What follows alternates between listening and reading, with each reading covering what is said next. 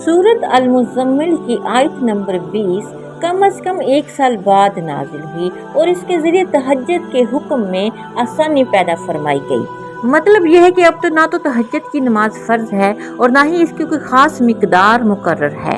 अब भी वह मुस्तहिब जरूर है, लेकिन जितना आसानी से पढ़ सको।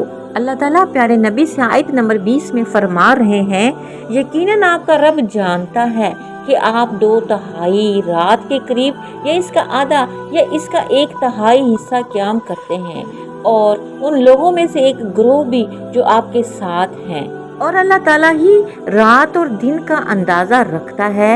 इसने जान लिया कि तुम इसको हरगिज़ ठीक शुमार नहीं कर सकोगे, सो उसने तुम पर मेहरबानी की तो आसानी से जितना हो सके कुरान पढ़ लिया करो। इसने जान लिया कि तुम में से कुछ मरीज भी होंगे और कुछ दूसरे लोग जो ज़मीन में सफ़र करेंगे और वो अल्लाह ताला के फजल में से तलाश करेंगे, और कुछ दूसरे लोग जो अल्लाह ताला की राह में लड़ेंगे।